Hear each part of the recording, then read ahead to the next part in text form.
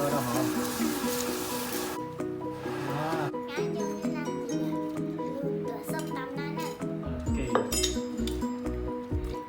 Cho bột gió đây.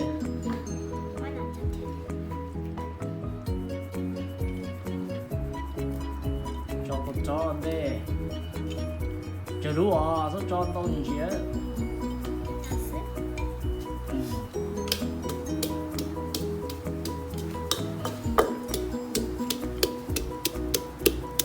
Cho tí rồi ha, cà tiêm chi luôn.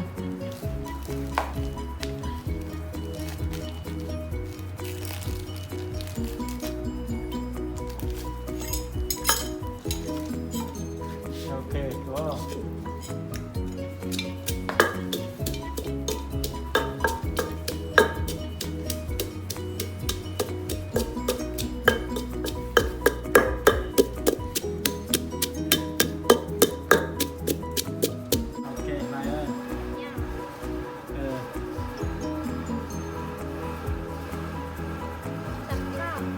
Lấy cรึ่งnày này.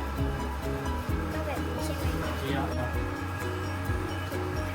Cho sát rồi nó. Phải làm chỗ rồi.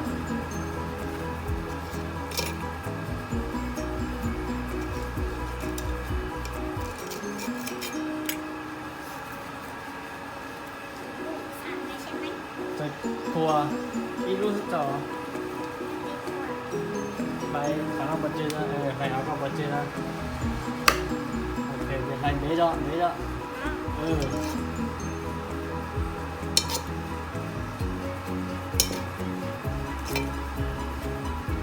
Này là cái con gì ha? Con gì ha?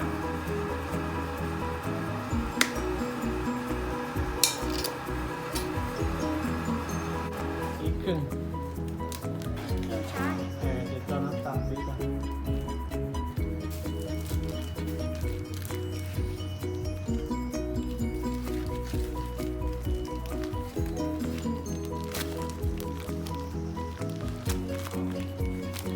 Rồi.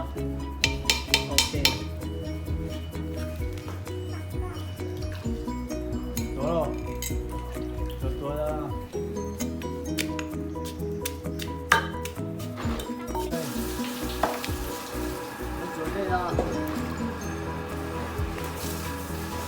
Mới lúc rát ở đấy, mới để rát sắp đấy, mới đây gật ra dùng cái cầu.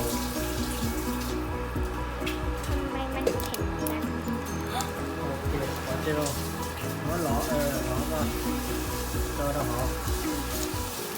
Ok, có từ mắt của, xì tôi có ót đi à, xì cho con. Lâu đi à.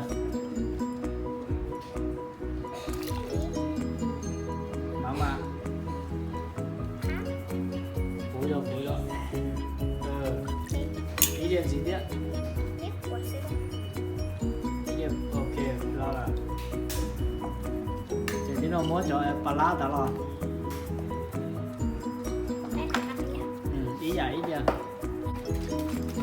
Phải vô coi nên chỉ chơi cả đó. Easy. Ok. Chỉ muốn hư tỏ lo.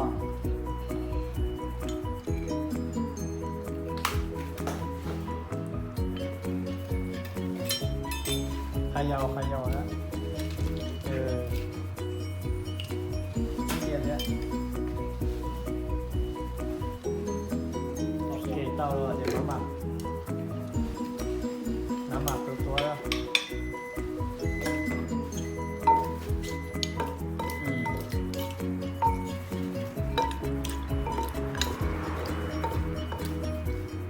Đó là cho người ta hỏi đo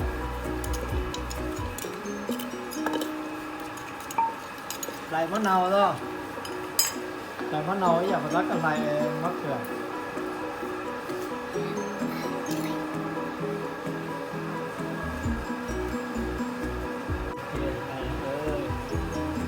กับตอนจะรอดหมุนไปนี่ก็แล้ว洗咗開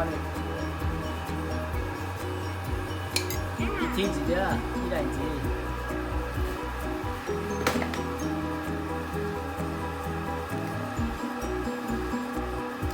嘅做嚟咯，嘅多多。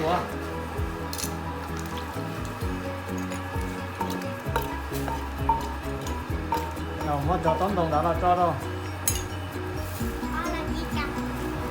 我撳。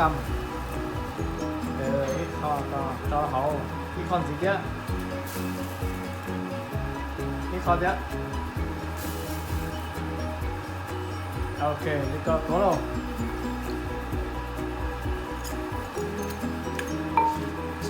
chỉ yêu đó đấy ở đây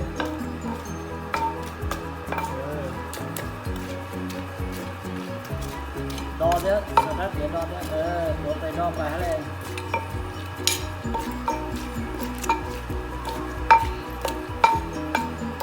cha đấy bỏ cá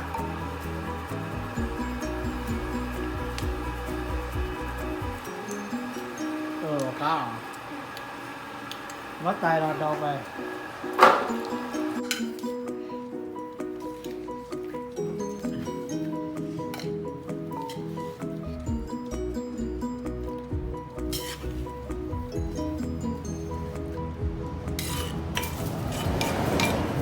con vậy tu chót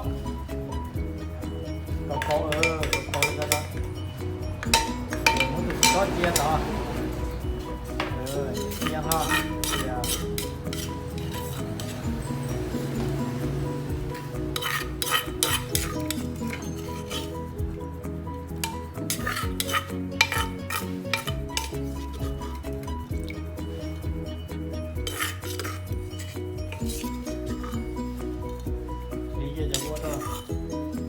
cha cái lúc kia thì cái chọc cô đâu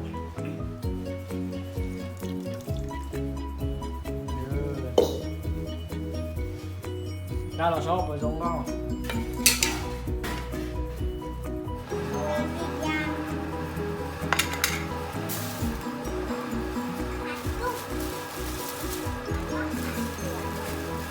หล่อนะนอกปากกาให้ขึ้นมาช่วยเหลือมันในการทำลายมนุษยชาติ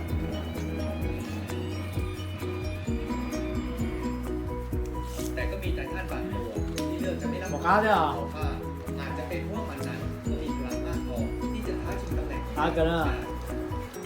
ในการต่อสู้มีอยู่ยอตัวสลายเยอะก้าเลยยอเตียก็เจ้าอ้วนจ่อยน้ำส้มตำนะดูกันจะเสียปากกาเหรอ